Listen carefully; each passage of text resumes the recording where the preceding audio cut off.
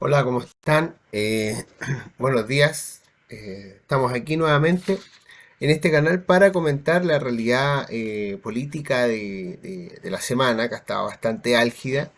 Quedan pocos días, 33, 32 días para la primera vuelta presidencial entre estos 8 candidatos, que asimismo también trae incorporadas estas elecciones parlamentarias de la totalidad de la Cámara de Diputados y parte de la Cámara de Senadores. Y lo que hemos visto esta semana más bien ha sido, han salido al menos encuestas cada 2, 3 días. El último fin de semana fue la encuesta Criteria, que establecía un empate, a contrario de lo que decían las encuestadoras anteriores, que iban mostrando más o menos un crecimiento sostenido de Jara y un estancamiento de la opción de Kast. Esta encuesta Criteria marca la nota disidente y establece que hay un empate técnico entre Jara y Kast, radicados en la cifra del 26%, seguidos de tercer lugar de la candidata Matei con un, lo tengo por acá, no lo tengo por acá, pero con un aproximadamente un 15-16%, que es su promedio en la encuesta. En cuanto al estacionalizado de encuesta, Jara sigue con el primer lugar, un promedio de 29%, y Kast en el segundo lugar con un promedio del 23%, seguido de Matei con un 15-16%, posteriormente Kaiser con un 11-12%, y de ahí hacia atrás Parisi, Mike Nichols, Meo y Artes. Bastante eh, así, han sido cifras las cuales se han mantenido a lo largo del tiempo durante el último mes.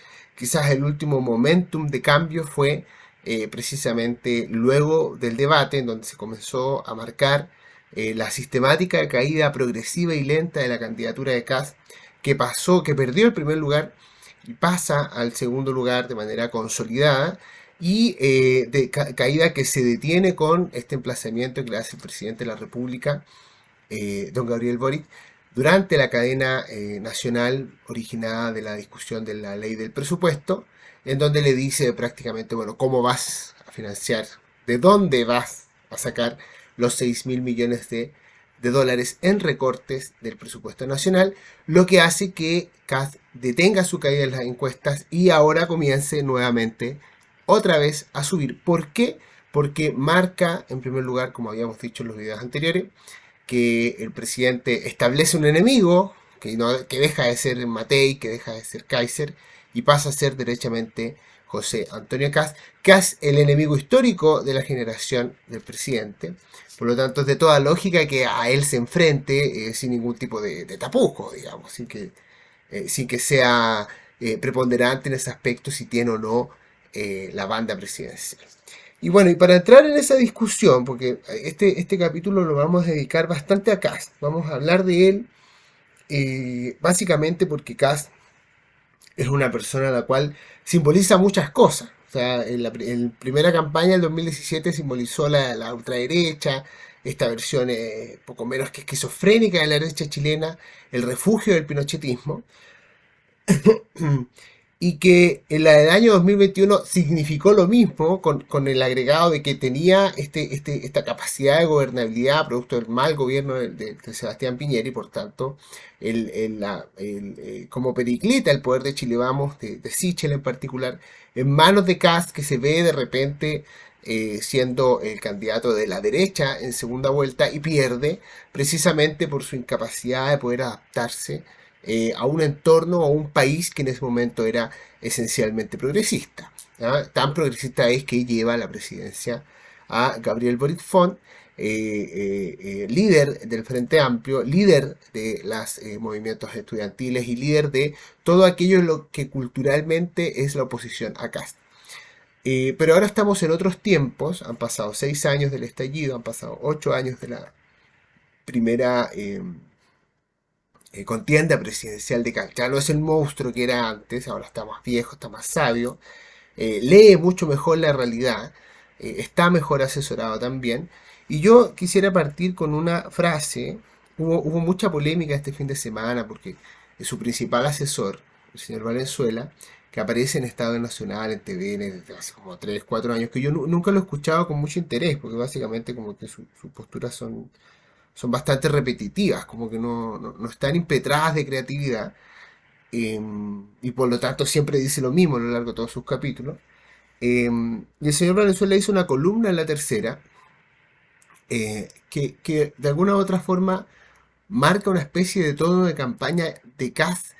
Ya no es el cast afable, ni tampoco el cast que intenta ser simpático, sino que más bien un cast que se empieza a poner duro. Y se empieza a poner duro porque el clima de derecha le está significando un cuestionamiento a su liderazgo, primero, y en segundo lugar, debe detener de alguna forma la irrupción de Kaiser y el crecimiento de Matei hacia el centro. Como que tiene que volver a recordarle a ambos que él es el líder y que Kaiser es su segundo y que Matei no se vaya tanto a la centroizquierda, no porque allá esté el líder de votos, sino porque con ella tiene que gobernar. Entonces, por favor, no se me ponga tan de centroizquierda, porque usted no va a ser de la oposición cuando yo sea presidente, sino que usted va a ser de derecha. Entonces recuerde que es de derecha y hablemos temas de derecha.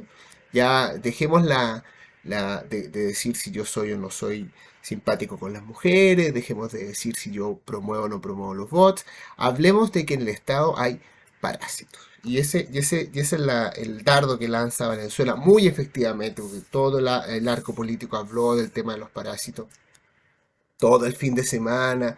Chile vamos haciéndose los muy sentidos, porque cómo es posible, nosotros hemos trabajado en los gobiernos, entonces están criticando a los empleados públicos. Y con una voz y con una postura, y ya empezó la gente en Twitter a recordar a los médicos que salvaban personas en la pandemia, como si Valenzuela quisiera atacar a esas personas, ¿eh? Como si Valenzuela quisiera tirarse encima de todos los empleados públicos. Y yo creo que es una mala lectura del propósito de Valenzuela, porque el propósito de Valenzuela es simplemente ser esa flecha roja que cae en la pradera y la incendia, digamos, antes de la batalla. Empieza a calentar el ambiente porque Kass tiene que demostrar que sigue siendo el sujeto político gravitante de la derecha, y eso lo demuestra porque todos se ponen a hablar de lo que está diciendo Valenzuela. Y Valenzuela termina su columna, una columna que la escribió la guía de Milei, no nada muy bonita, así como escrita desde la épica. Aquí nos enfrentamos a una horda de monstruos que chupan y beben del Estado, y recordemos esas viejas caricaturas en donde había una élite que comía sobre el pueblo y lanzaba migajas, y el pueblo se peleaba por esas migajas, y en este caso esa élite ahora es de derecha y de izquierda, y son precisamente los políticos que nosotros venimos a reemplazar, siendo él un esencial político que toda su vida ha tenido cargos políticos, que nunca ha trabajado en el mundo privado, sino que ni tampoco en el educativo, ni tampoco en ninguna otra cosa que no sea el poder judicial o el poder ejecutivo. Entonces, perdón, legislativo o el poder ejecutivo. Entonces era muy sorprendente que este sujeto, que es poco menos que el Pancho Vidal, pero del lado de la derecha, de los republicanos, viviendo ahí de la gran ubre del Estado, comienza a decir que todos son parásitos. Pero yo creo que la discusión se fue muy en ese sentido, muy en que inconsecuente moralmente diciendo esto. Pero él cierra la columna con algo que a mí me parece una brillantez. ¿Por qué me parece una brillantez? Pero primero leamos la columna. Dice, bueno, la columna se titula Parásitos, estuvo en la tercera, y termina así. Y el pueblo, ese que vive abajo, el que paga la cuenta, quedará otra vez mirando hacia arriba, viendo cómo los mismos de siempre se sirven otro plato más. Ahora, ¿por qué encuentro que una brillantez este cierre de columna? Obviamente él no escribió esto sin que Castro supiera. Esto no fue una patinada personal, tampoco él quiso arrancarse con los tarros. Para nada, esto es algo extremadamente pensado, porque le dejan claro a la derecha que la candidatura de Kass primero le habla al pueblo. O sea, ese es su interlocutor. O sea, está hecha y está escrita para que quien la lea no sea los columnistas de Estado Nacional, ni de Mesa Central, ni la gente de la radio, no. está hecha para que la lea el señor que trabaja de verdulero, de kiosquero, de la imagen modesta que tenemos del pueblo trabajador chileno, del obrero. ¿Por qué? Porque a él es quien le está diciendo que hay una élite esencialmente extremadamente politizada, de donde se sirven banquetes, y que si ellos no votan por Kast, esa élite va a seguir viviendo, que es el mismo discurso que tiene París y que tiene Kaiser. Entonces, son tardos precisamente a las candidaturas de Kaiser y de París, y diciéndoles, oye, aquí el que manda soy yo, aquí el que tiene la batuta de representar aquello que inhibirá que el pueblo pierda, o, perdón, ¿están llamando? No, los 600. Aquellos que tienen la batuta, aquel que tiene la batuta para salvar al pueblo de la escasez en la que vive soy yo.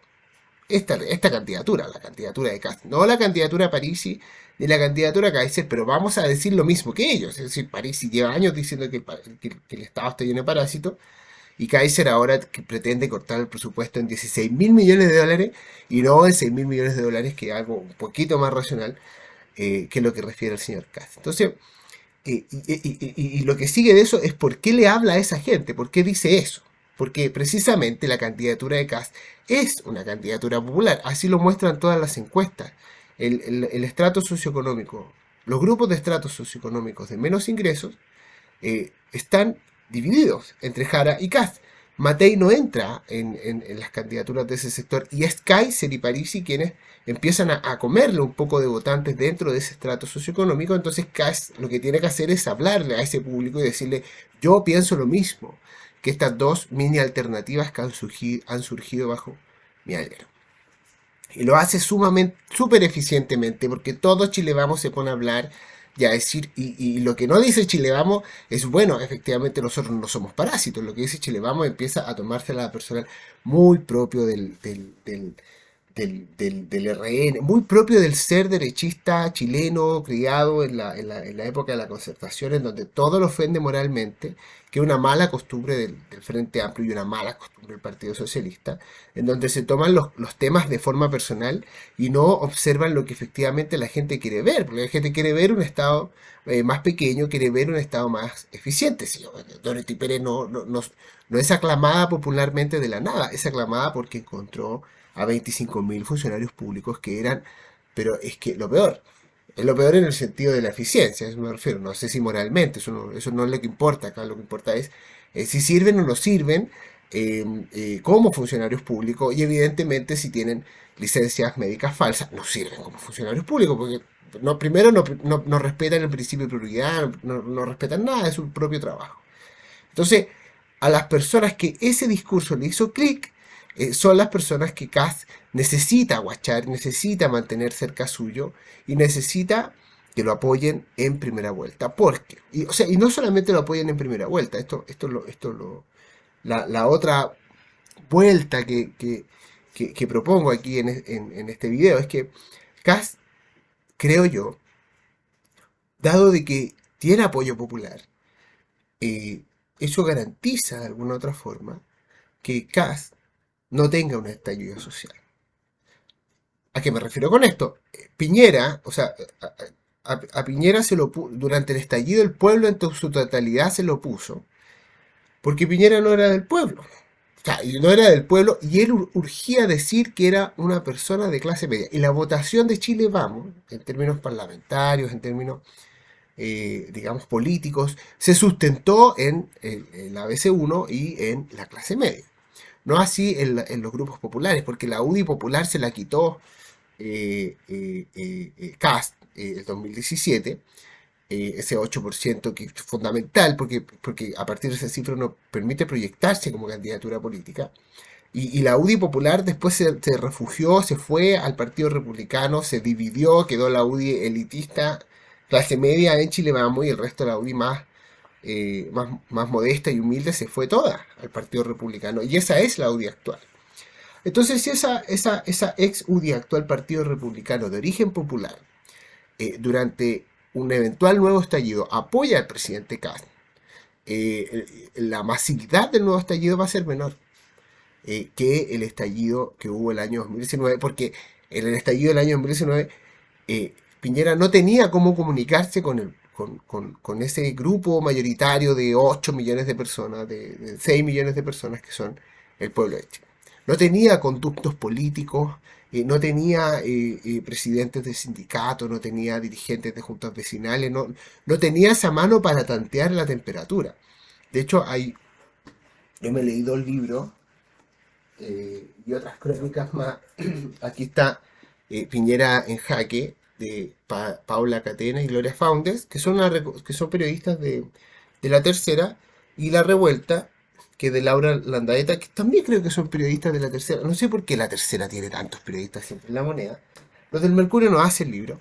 Y entre otros textos, explicaban que Piñera estaba extremadamente desorientado a la época del estallido. No sabía con qué conversar, no sabía a quién llamar, se ponía a llamar a los empresarios, llamó a los expresidentes como para preguntarles qué hacer. eh, Hablaba mucho con líderes políticos, pero no agarró el teléfono para hablar con los protestantes, con la dirigenta del vecinal, de la población Pampilla, en Coquimbo, y decirle, bueno, ¿qué está pasando? ¿Por qué tu hijo está saliendo a protestar? ¿Por qué tú apoyas esto? Y yo creo que ese canal CAT sí lo tiene, los equipos políticos de CAT sí lo tienen, porque sí tienen esa malla organizativa extendida y validada por ellos mismos para impetrar de cuestionamiento, de información a la candidatura. Entonces, por algo Jonathan Valenzuela, o sea, Jonathan, no sé cómo se llama, el señor Valenzuela sabe a quién dirigir los dardos, porque tiene esa interlocución. Él no está siendo asesorado exclusivamente por cientistas políticos, con títulos en Princeton y títulos en Yale y en Harvard, no, sino que mantiene el pulso de la calle bastante vivo. Y el pulso de la calle es, bueno, Dorothy Pérez tiene razón, aquí hay una horda de empleados públicos que viven del Estado, los queremos identificar y los queremos sacar de acá. Y en ese sentido, eso demuestra la solidez de la candidatura de Cast para enfrentarse a los distintos vaivenes. Kast pasó de ser minoritario en el 2017 a ser pseudo mayoritario en el 2021, después ganó con el rechazo, después perdió con el 2017, perdón, con el en contra y a favor, con un 40 y 56% de la gente que votó en contra. Luego en las encuestas Matei lo superó un año y medio, estando en la posición minoritaria, se mantuvo.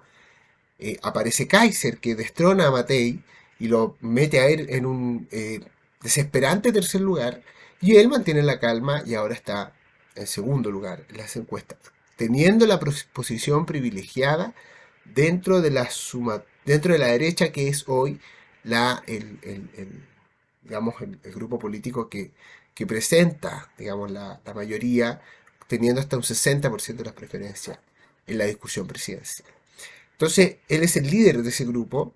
Yo me acuerdo en algún video, en algún momento, haber dicho y lo importante que era la figura de Piñera si Piñera salía en tercer lugar, porque por tercera vez, digamos, como que hablaríamos del siglo pinerista, pero no, falleció. Y eso hace que el espacio de Kass se ensanche, precisamente porque ya no tiene un contrapeso organizativo de la misma dimensión que la que tenía Sebastián Piñera. Sebastián Piñera tenía una cantidad de información impresionante que gestionaba de muy buena manera, pero que carecía de lo que le pesó en el estallido, que es precisamente una vinculación de carácter popular. Ahora, todo este esquema, estas cosas maravillosas que uno puede decir de la candidatura de Kast, porque en verdad ha hecho muy bien la pega, ya ha crecido con cada derrota, tienen un peligro. Y el peligro se llama Johannes Kaiser, el peligro se llama el sobregirarse, los propios monstruos que uno crea. Y él creó un monstruo que se llama precisamente Kaiser. ¿Por qué? Porque Kaiser eh, eh, en el momento del crecimiento de las candidaturas o de la asimilación del candidato en la mente del chileno, Kast cometió la brillantez de crear un alter ego más chiquitito, más joven, de darle vuelo a este alter ego, de detectarlo adecuadamente, de abrazarlo y decirle, mira, firmemos un acuerdo parlamentario con tu partido. Yo sí sé que somos distintos, pero de alguna u otra forma somos iguales. Así que por favor, tú mantente cerca mío, tú y yo somos un dúo aquí, enfrentándonos a esta izquierda desatada que destruyó el país durante el estallido social y que contó con la complicidad de Chile Vamos, porque Chile Vamos le entregó la constitución mediante un acuerdo espurio, firmado a la fuerza, ya, todas esas cosas. eh, Kaiser las sostiene y al mismo tiempo las radicaliza con un lenguaje afable. ¿Sí? Lo que hace buen político a Kaiser es que a pesar de que habla muchas estupideces, porque pretende cortar en 16 mil millones de pesos, millones de dólares, perdón, el presupuesto nacional. O sea, eso en cualquier parte del mundo generaría una crisis social. La gente dice, ay, pero a Milei no le pasó lo mismo. Ya, pero Milei ahora está contra las cuerdas. Al parecer no le va a ir tan mal a Milei en Argentina, pero no lo sabemos todavía hasta el momento que sea la elección. Pero sí generando, solo controlando la inflación y perdiendo todo lo demás. Entonces, bueno, con una malla de estímulos sociales muy distinta a la chilena. En fin, pero este monstruito que crió Cast, que alimentó Cast y que le dio de comer Cast, ahora se está comenzando a convertir en un peligro porque Cast no tiene un liderato indiscutido en las encuestas de la derecha. Nosotros sabemos que programáticamente sí, Cast indiscutiblemente estamos hablando de los temas que él habla, que son seguridad, que son migración, o sea, el tipo habla de la ley de los 6 mil millones de dólares y el tema de la campaña son los 6 mil millones de dólares. Ahora habló de los parásitos. El tema de la campaña son los parásitos. Entonces está acumulando una cantidad de energía a su alrededor muy grande. Se le sanciona por lo que dice, por lo que no dice, por lo que hace, por lo que no hace. Eh, pero Kaiser, pero el público de Kast original está radicado en Kaiser. Y Kaiser ha presentado un mantenimiento sostenido de su candidatura en torno al 11%. 11% que significan algo así como 1,5 millones de votos. ¿Ah? Donde ahí podemos prever también que está escondido el pinochetismo. En el espacio que Kaiser cautela y que además de tener un parámetro presidencial, tiene un parámetro parlamentario porque cuenta con una lista que se llama la del Partido Nacional Libertario, en la cual también va a participar de manera unida con la del Partido Republicano. Entonces es como una gran apuesta, porque tú no sabes si le va a quitar o le va a sumar votos, digamos. Si al final vamos a tener más diputados de la línea de Kaiser o más diputados de la línea del Partido Republicano. Eso está bien interesante cómo va a ser esa correlación de fuerza dentro de ese pacto. Ya no importando tanto, para el caso, digamos, si la lista republicana nos tiene más votos de Chile Vamos, sino que tanta preponderancia el Partido Libertario tiene Kaiser dentro de esa lista en la perspectiva que van a tener que conformar el gobierno en algún momento. ¿Ah? Entonces, Kass tiene ahí un gran problema porque tiene que dejar contento a la gente de Kaiser para que no se le vaya en segunda vuelta y también tiene que dejar contento, ser virulento pero no tanto con la gente de Matei. Y yo creo que la gran vulnerabilidad de Matei es que la gente popular no la apoya, su candidatura es una candidatura de clase media hacia estratos más altos, muy sostenida por la élite política, pero que no tiene una repercusión nacional completa. No tiene, yo creo que el a favor y el en contra le sirvió mucho a Kast para diseñar su actual candidatura al darse cuenta que el a favor también tuvo votos en todas las comunas del país, en todos los estratos sociales, que también pudo presentar una malla y una base mayoritaria con voto obligatorio. Esa es la gran gracia del segundo plebiscito constituyente y del primero, que presentan el mapa a nivel nacional contando con un voto obligatorio.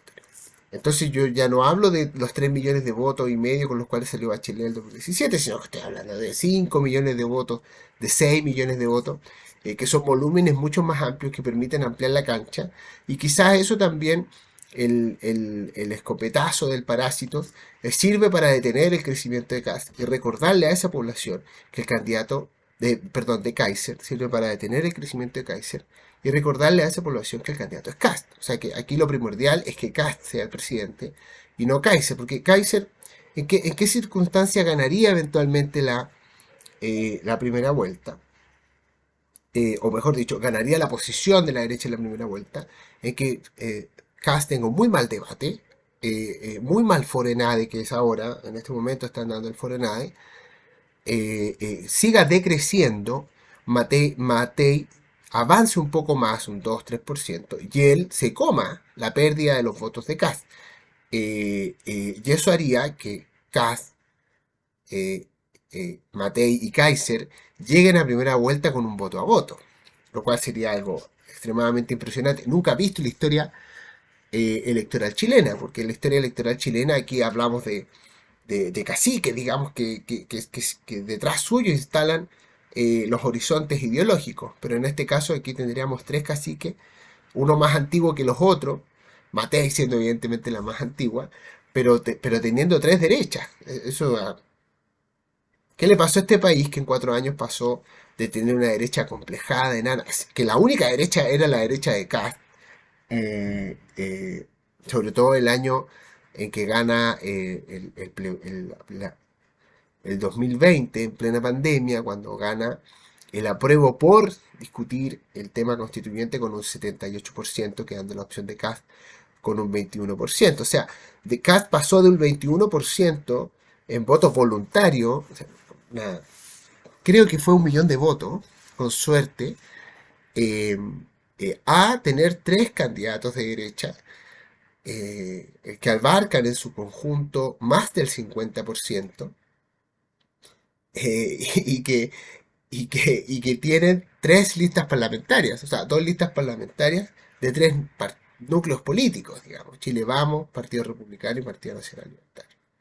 Entonces, y en 4 años, o sea, tú pasaste de la tierra al cielo en términos de conveniencia, pero el peligro es que Kaiser crezca mucho, le quite ese primer lugar, pase él a segunda vuelta y Kast tenga que apoyarlo, digamos, y ser el factotum, y pasar a la historia como un gran ingeniero de la derecha, pero no como el líder de la derecha. Eso podría ser definitivamente una sorpresa. Las cifras dan para que esa sorpresa pueda existir. Las diferencias actuales entre los candidatos de derecha no superan el millón de personas. Si uno proyecta, digamos, las candidaturas. En la criteria, claro, es un acento distinto, porque ahí Jara tiene un 28 y Kast tiene un 28, separándose 13 puntos de Matei, o más de 10 puntos de Matei. Pero en el promedio de las encuestas, Kast está a 8 puntos de Matei, está a 1 millón de votos. Y en el caso de Kaiser con Matei están a 500.000 votos de diferencia. Entonces estamos hablando que entre Kast y Kaiser hay 1,5 millones de votos que Matei puede perder, Kast puede perder y Kaiser puede elevarse. Es una opción que, no, que se escucha, pero de la cual no se habla. Que ahora, a 4 semanas de la elección, un poco más, en la quinta semana antes de la elección, puede tener algún tipo de repercusión. Ahora, todo esto lo va a resolver la franja, por eso hago este video ahora y me hago estas preguntas ahora, porque la franja va a determinar los públicos sobre los cuales cada uno de los candidatos va a hablar. Si de pronto vemos a un Kaiser que le habla al público de derecha en general y deja de hablar de pinochetismo y deja de hablar de esta orilla de la ultraderecha en términos ideológicos, vamos a ver que efectivamente Kaiser va a tomar una actitud competitiva con José Antonio Kast. Sí, en cambio, seguimos viendo a este Kaiser que mantiene su núcleo duro, que habla de los 16.000 millones, como este tipo del vocero de economía que tiene, que yo no sé en qué mundo vive, pero ya el tipo quiere eliminar el Banco Central. Evidentemente, Kaiser no está apuntando hacia el centro, y está apuntando a una radicalización, propio crecimiento de su lista parlamentaria, que yo creo que ese es un mejor negocio que el negocio de disputarle la presidencia a Kast, porque en caso de ganarle a Kast, no va a ganar. O sea, todo Matei se va con Jara, digamos. Se espanta con este Kaiser poco trabajado. Y Kast al mismo tiempo tiene que tratar de ser en la franja un poco más amigable que en su campaña, porque si en la franja se adopta el mismo tono de la campaña y le dice parásito a todo el mundo, evidentemente estamos volviendo al cast del 2021, alejándonos desde el cast 2025 que supuestamente nosotros tenemos la esperanza y albergamos de que va a ser diferente, porque ya él dijo que no va a cuestionar los avances sociales del país y básicamente su lema es un lema de que estamos en un gobierno de emergencia. Entonces, por favor, señor Cast, manténgase ahí, no se ponga a hablar del matrimonio homosexual, tampoco del aborto, nada de esas cosas, ni de eliminar el Ministerio de la Mujer, porque en verdad con esas cosas no va a ganar ningún voto. Y no es porque él necesite votos de derecha o de izquierda, sino porque él necesita básicamente ganar. ¿Ah? Ganarle a tres candidatos que tiene atrás.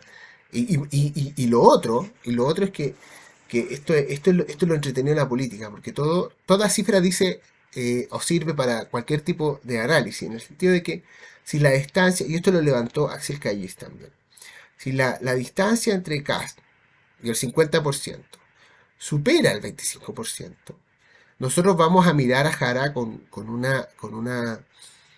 unas mayores posibilidades de hacer el milagro, porque evidentemente el hecho de que ella sea presidenta es una cosa ya milagrosa, o sea, siendo comunista, siendo mujer, viniendo de un pésimo gobierno, que ella se convierta en presidenta, ¿qué pasó?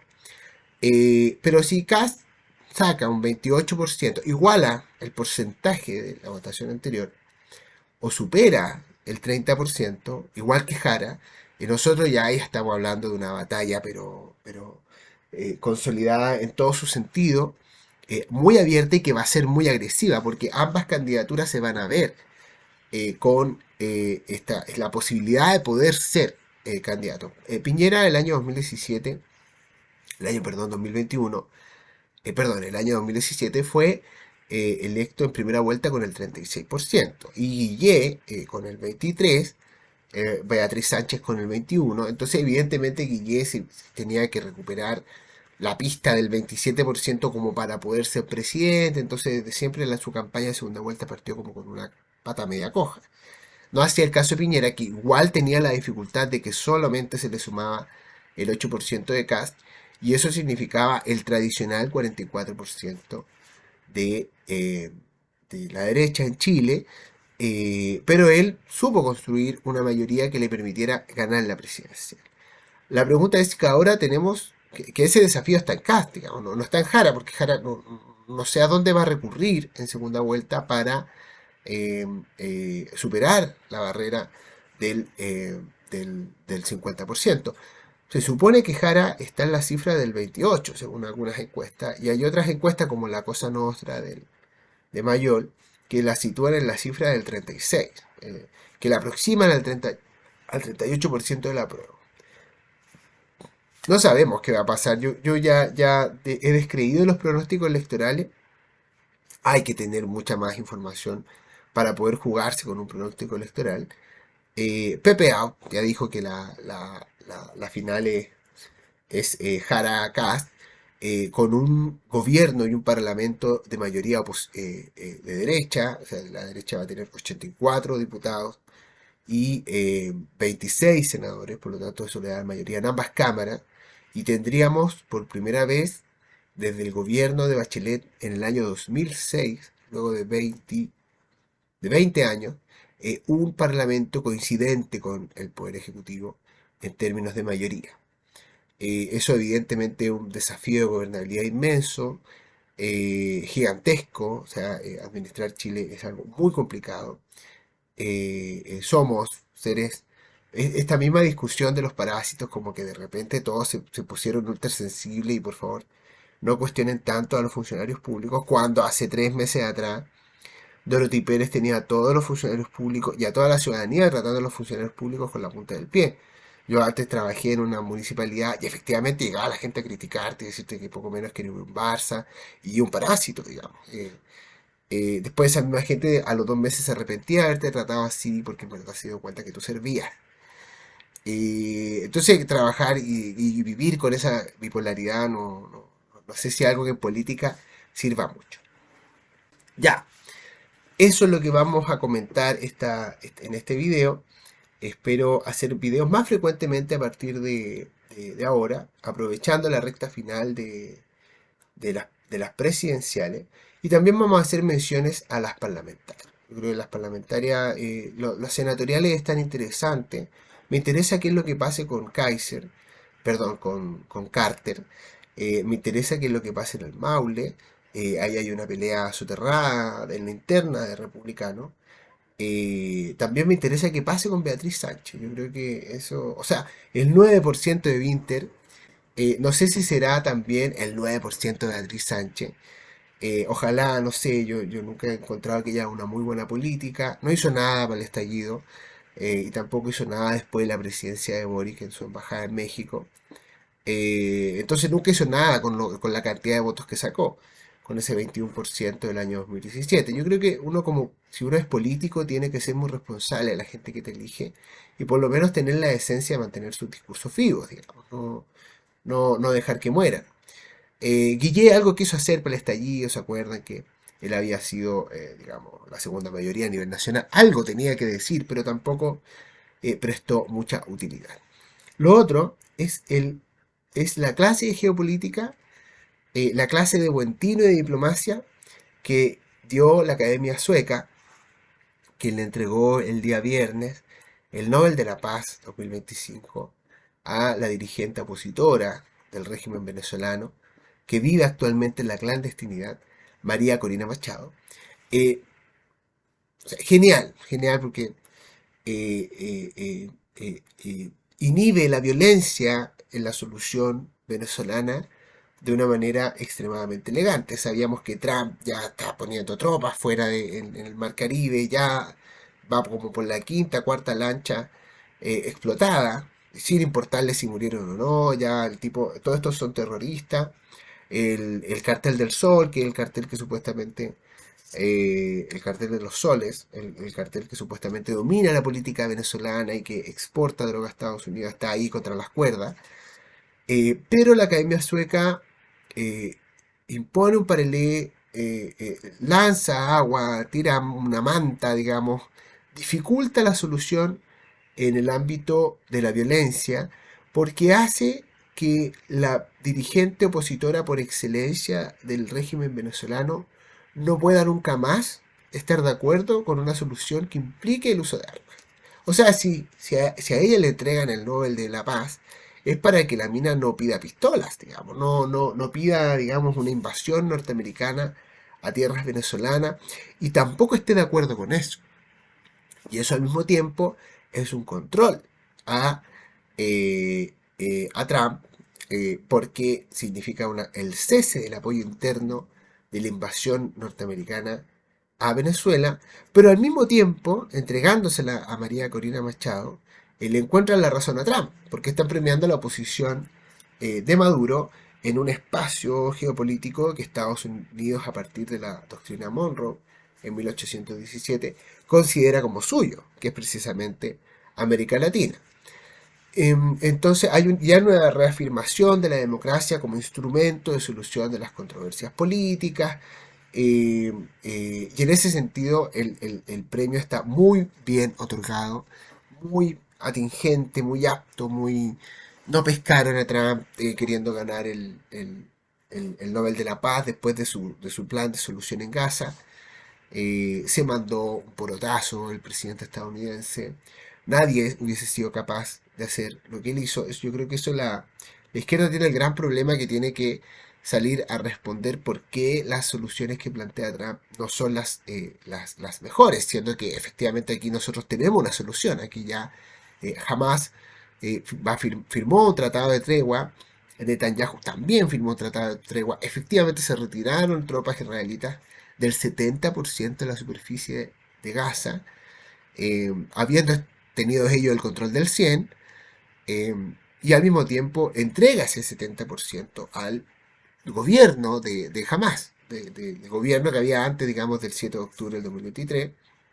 Y de hecho incluso ahora está comenzando la racia de las tropas palestinas en contra de todas aquellas personas que al parecer colaboraron con la ocupación israelí, y están matando como a 300 personas al día, en algo que uno nunca termina de entender, porque, o sea, para mí que soy latino y que vivo acá en Latinoamérica, eh, tranquilamente, y que no tengo problemas fronterizos con mis vecinos, salvo reivindicaciones históricas que tienen el plano de conversaciones, que la gente se mate una vez y después se vuelva a matar de nuevo y después se mate por una tercera vez, me parece ya una tontería. O sea, una cosa que no sé cómo mentalmente es sostenible, salvo por la hidrotralización, la idiotización y la estupidez, como que no entiendo cómo jamás se sigue cercenando a sí misma. Tampoco entiendo cómo se demoraron tanto los judíos